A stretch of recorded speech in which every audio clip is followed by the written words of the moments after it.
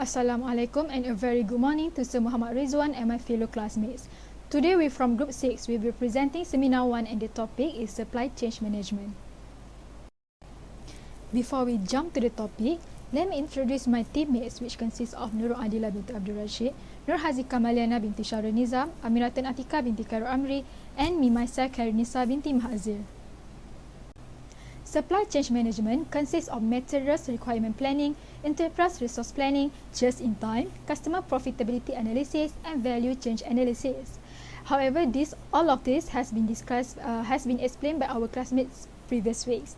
Therefore, we as a group will focus more on supply chain management as a whole. And these are all the subtopics that we discuss. And without further ado, let's get started. Do you know what is supply chain? Let me tell a little bit of it. In its simplest form, supply chain is the activities required by the organization to deliver goods or services to the consumer, where the entire system of producing and delivering a product or service from the very beginning stage of sourcing the raw materials to the final delivery of the product or service to end users, or we call it as customer or consumer. Supply chain is a focus on the core activities within the organization that required to convert raw materials or component parts through to finished product or services. As for supply chain management, it is defined as an active management of supply chain activities to maximize customer value and achieve a sustainable competitive advantage. The value chain is what gives a business a competitive advantage over others. The more value that is created, the more the customer will demand the product, and therefore the more profit the company will gain. It represents a conscious effort by the supply chain firms to develop and run supply chains in the most effective and efficient ways as it possible. The diagram below illustrates the generic supply chain.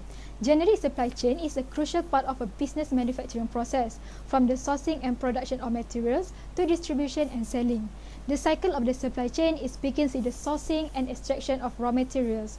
The raw materials then will be taken by a logistic provider to the supplier, which act as the wholesaler. The materials then will be taken to the manufacturer or probably various manufacturers that will refine the raw materials and process them into a finished product. Afterward, it will go to the distributor that wholesales the finished product, which is next delivered to the retailer. The retailer will then sell the product in their store to the consumer.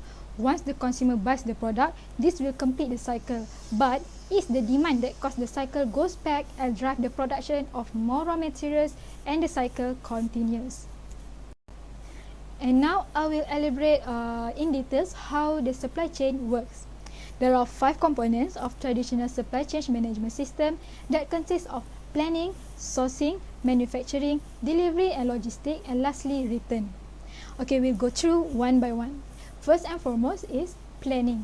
Planning is important to control the inventory and manufacturing process, where the firm will plan and manage all resources required to meet customer demand for a company's product or service.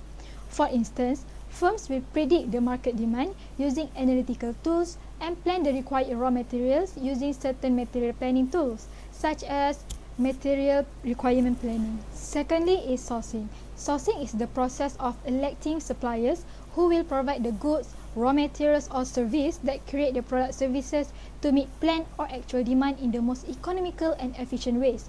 For example, Walmart and IKEA are companies who implement low-cost strategies, focusing on supplying their customers with the lowest possible prices in the market. By positioning themselves this way, they may have to focus on finding suppliers with materials at a lower cost than their competition. They may have to make decisions regarding outsourcing or making operations more efficient. Next step is manufacturing. The firm will perform all activities related to transformation of raw material to the final product. This includes reviewing and accepting raw materials, manufacturing the product, quality testing, and packaging. Generally, businesses evaluate the quality, production output, and employee productivity to ensure overall standards are guaranteed. Another most important component of supply chain management is delivering the finished good to consumer. This includes coordinating the orders, scheduling delivery, dispatch, invoicing, and receiving payments. Finished goods and services as demanded by consumers have to meet expectations through the company's delivery channels and logistic services. In order to have a seamless delivery, the firm must utilize various freights such as road, air, and rail. Last step is return. Supply chain managers also need to develop a network that supports returning products. In some cases, this may include scrapping or reproducing a defective product. In others, it may simply mean returning the product to the warehouse. This network needs to be responsible and flexible to support the customer needs. Okay, now I'll pass to Adila to present the importance of supply chain management. Hi, I am Nurul Adila binti Abdul Rashid and I will explain about the importance of SCM. It is well known that supply chain management is an integral part of most businesses and essential to company success as well as customer satisfaction. So, what is the importance of SCM? Firstly, SCM helps to boost customer service. Customers expect a correct product assortment and quantity to be delivered to their doorstep by the suppliers. Customers also expect products to be available anywhere at the right location. For example, customer satisfaction will diminish if a car repair shop does not have the necessary parts in stock. The customer may have to wait for days to get their car fixed, which is why it is important to have a good relationship with your customers. In addition, customers also expect products to be delivered on time.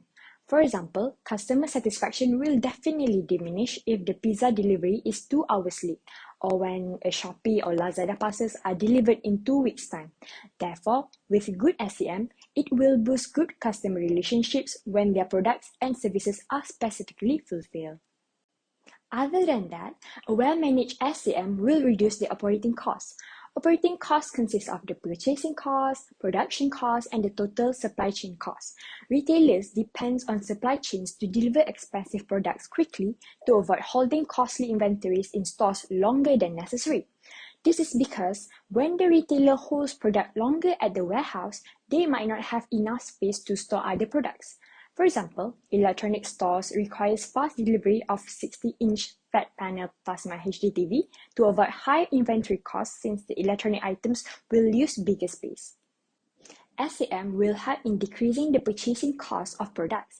Manufacturers also depend on supply chains to reliably deliver materials to assembly plants to avoid material shortages that would shut down production. For example, an unexpected parts shipment delay that caused an auto assembly plant shutdown can cost about $20,000 per minute and millions of dollars per day in lost wages if it is not delivered on time. Moreover, manufacturers and retailers depend on the supply chain managers to design networks that meet customer service goals at the least total cost. Efficient supply chains enable a firm to be more competitive in the marketplace. For example, Dell's revolutionary computer supply chain approach involved making each computer based on the specific customer order, then shipping the computer directly to the customer. As a result, Dell was able to avoid having large computer inventories sitting in the warehouse and retail stores, which saved millions of dollars. Also, Dell avoided carrying computer inventories that could become technologically obsolete. Lastly, SCM that is well managed will improve the financial position of the company. Firms value supply chain managers because they help control and reduce supply chain costs. This can result in a dramatic increase in firms' profit. For instance, US consumers eat 2.7 billion packages of cereal annually. So, decreasing US cereal supply chain costs just 1 cent per cereal box would result in $13 million saved industry-wide, as 13 billion boxes of cereal flowed through the improved supply chain over 5 years. Therefore, SCM will help to increase the profit leverage of the company. Besides that, firms also value supply chain managers because they decrease the use of large fixed assets such as plants, warehouses, and transportation vehicles in the supply chain. If supply chain experts can redesign the network to properly serve customers for 6 warehouses rather than 10, the firm will avoid building 4 expensive buildings.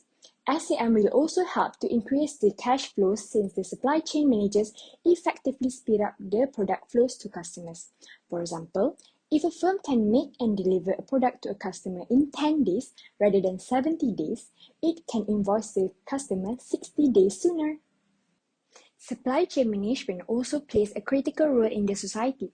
SCM knowledge and capabilities can be used to support medical missions, conduct disaster relief operations, and handle other types of emergencies. Firstly, SCM is said to ensure human survival.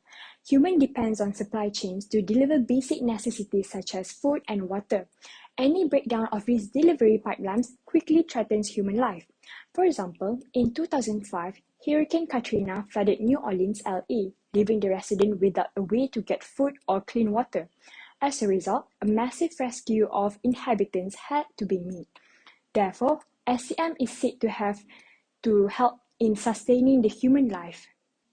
Other than that, humans depend on the energy supply chains to deliver electrical energy to homes and businesses for light, heat, refrigeration, and air conditioning.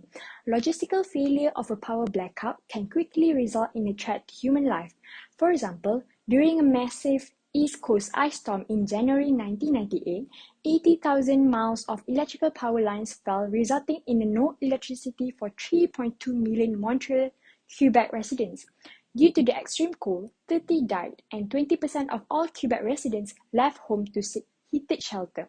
In addition, economic costs included $3 billion in lost businesses, $1 billion in home damages, and $1 billion in government expenditure. SCM also contributes to job creation. Supply chain professionals design and operates all the supply chains in a society and manage transportation, warehousing, inventory management, packaging, and logistic information. As a result, there are many jobs in the supply chain field. For example, in the US, logistic activities represent 9.9% of all dollars spent on goods and services in 2006. Assalamualaikum and hi, I am Hazika Maliana and I will continue the presentation with drawbacks of supply chain management. So, there are three drawbacks when implementing supply chain management. Firstly is inadequate training. Supply chain management requires qualified and trained human resources for its effective executive within the company. Besides, integrating a new system into a working supply chain is very complex and often requires restructuring and team member training. For example, the process must include clear details and planning, and also meaningful communication between the team members. Inadequate training and knowledge regarding the supply chain management could result in costly mistakes and also the excessive employee turnover. Hence, small companies may find it is very unfavorable for them to implement the system. Okay, next, major limitation of the process of supply chain management is that it is quite expensive to perform. This is because it requires a large investment in terms of time, money, and other resources that become unaffordable for small businesses. For example, in order to avoid low-skilled workers, upper managers need to spend more money and time on detailed and planned training program for the employees to ensure that they understand exactly what is needed during the implementation. Consequently, it will increase the cost and expenses for acquiring the task force in order to gain professional and highly skilled workers. Lastly, it may be complicated for the company to execute the supply chain management. This is because the process of supply chain management requires numerous complexities as it involves several departments within the organization. It may lead to confusion and hamper the normal functioning of business. Employees may feel hesitant and unmotivated to accept this concept as it is new to them, thereby giving rise to several other difficulties. As an example, if employees are used to using a manual calculation of inventory, it might create confusion and become hard for them since they are new and they need to learn how to run the new inventory system for their inventory keeping. Okay, now I will explain the characteristic of an effective supply chain strategy. There are few important factors to consider while developing the supply chain strategy. First is strong leadership. To be successful, the supply chain must have top-tier management in place to oversee the procedures involved and keep a clear perspective on the company's bigger aims. Strong leadership is important for an effective supply chain to avoid firms failing to place the right people in critical roles that can ensure experienced team members transfer into a high-functioning supply chain. Therefore, communication and teamwork are very essential for team-long success, and this begins at the top. Next characteristic of an effective supply chain strategy is widespread flexibility.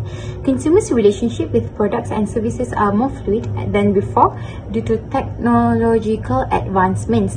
As a result, the company must be able to adapt to the needs of customers. For example, it includes shipping and delivery options, as well as alternative routes within our supply chain in the event of unforeseen obstacles involving suppliers and other partners. Okay, to maintain a consistent level of service, firm must be able to react quickly and always have a backup plan. This is to avoid customers noticing our inconsistency and lose faith in the company. Lastly, it is important to focus on customization. When it comes to products and services customers choose to spend their hard-earned money, they nowadays expect a personalized experience. To some extent, this supply chain strategy extends to the requirement for adaptable business processes. However, customization has a more direct impact on customers than behind-the-scenes flexibility. This is because it considers the distinction between having multiple supply options and making a wide range of product variations that are readily available to the customers. A focus on customization implies that a company will eventually be able to meet the needs of a larger pool of potential customers, hence, this can maximize the profitability. In my opinion, the biggest challenge in supply chain management is overcoming downstream effects from delays caused by one partner or supplier. Our supply chain involves a contract manufacturer, a third-party testing facility, warehouses to store inventory, and a freighting company. If one of these suppliers has a delay, it affects all the others. According to Callaway Cook, is the founder of Illuminate Labs, a dietary supplement company. By knowing the activities involved in the scope of supply chain management, we can identify the possible challenges that might arise. Hence, there are many actions that can be taken to overcome the challenges. Firstly is supplier relationship. By creating a mutually sound and harmonious relationship with our partners or suppliers, we will be able to provide our customers with products of high standards in a timely manner since we have built a good and strong relationship with our suppliers. This also allows us to create opportunities for improvement in terms of our performance. Next is risk management. Due to the constant change in the market coming from a variety of sources such as consumer demands, political agendas, and global sourcing would cause major issues to the operations. Therefore, a company should always be prepared with a risk management plan on how the company will be able to overcome disruptions during the course of operations. By hiring a logistics software development company, we would be able to manage these issues effectively with less effort on our end. Consequently, logistics management is vital to the entire operation. Lastly, it can't be denied that the cost of raw materials, energy, and labor have increased due to the economical constraints. In order for operations to continue production and provide customers with good quality items at affordable rates, adjustments have to be made to keep operations running. Hence, the best solution to this issue would be improving our cost control by executing plans efficiently through constant monitoring. Next, we will continue to the using technology to enhance supply chain management. First thing first is business to business, which also known as B2B.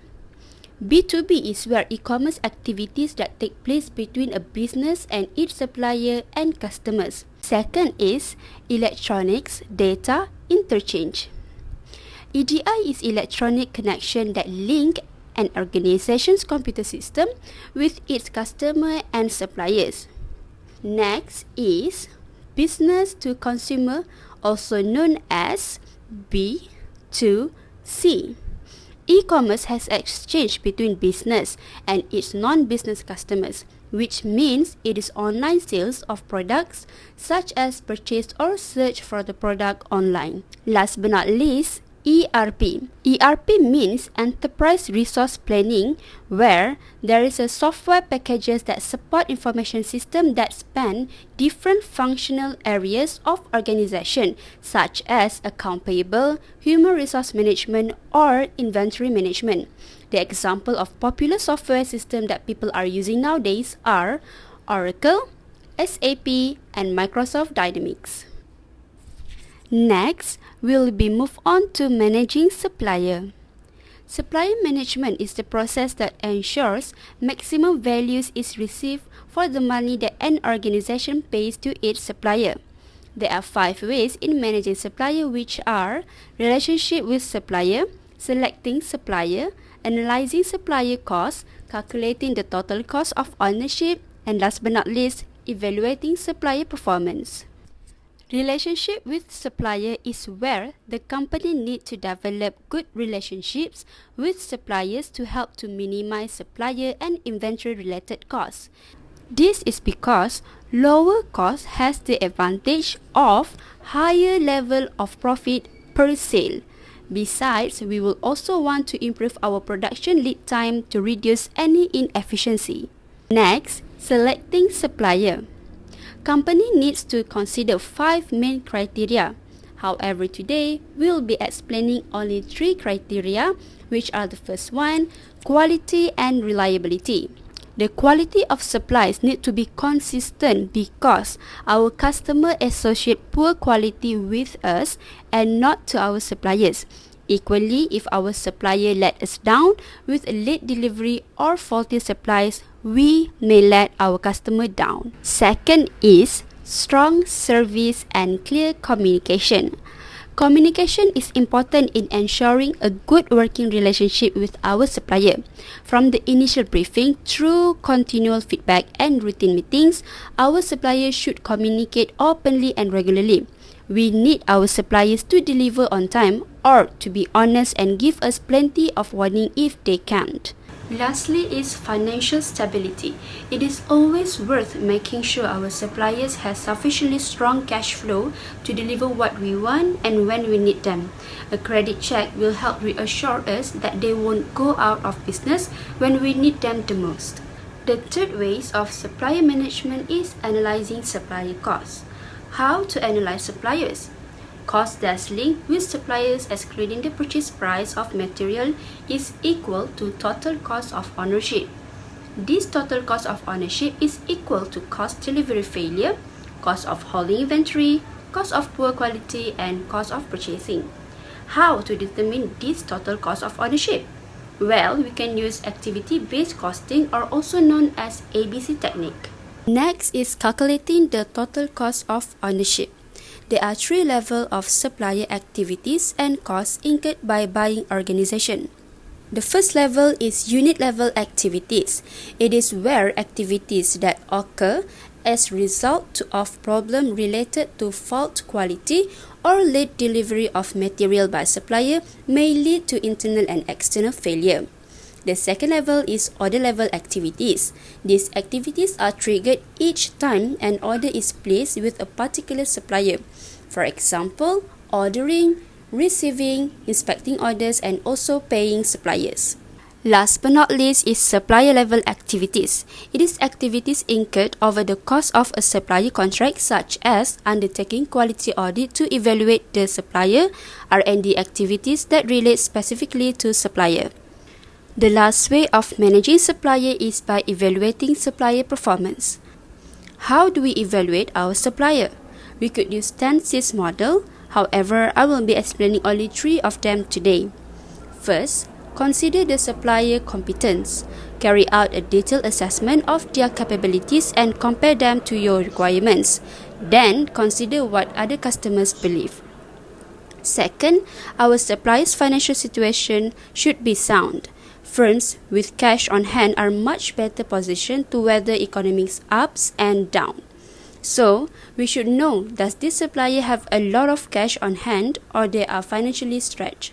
And what data can the supplier provide to demonstrate their ongoing financial strength? Lastly is inquire about the level of control that this supplier has over their policies, processes, procedures, and supply of chain. How will they ensure that they are delivered consistently and reliably, particularly if they rely on scarce resources controlled by another organization? Now, I would like to share with you one of the company that applies supply chain management, which is McDonald's. Everyone knows that McDonald's is the leading fast food brand which has consistently ranked high for excellent supply chain management due to a system where success is shared and value is exchanged between McDonald's and their suppliers. This approach has been widely successful as McDonald's is now more than 100 countries with over 35,000 restaurants serving 68 million people each day. So now, let's get into details on how McDonald's used the supply chain management to conduct their business. First, they outsource the ingredients. McDonald's started their supply chain by outsourcing the ingredients such as cheese, dehydrated onion, iceberg lettuce, chicken patty, and many more. Then, the grower or processor, which is also known as Tier 2, will supply all of the ingredients to Tier 1, the supplier, to process all of the ingredients. Once all the ingredients have been processed, they will inbound transportation to the distribution center. Right after the products arrive at distribution center, they will outbound transportation to the McDonald's restaurant. From the outbound transportation, the product will be either delivered to the restaurants or to the return logistic. Under this returning process, McDonald's will return all of the excess or unused product for plastic crates. That is all from us. Thank you for watching.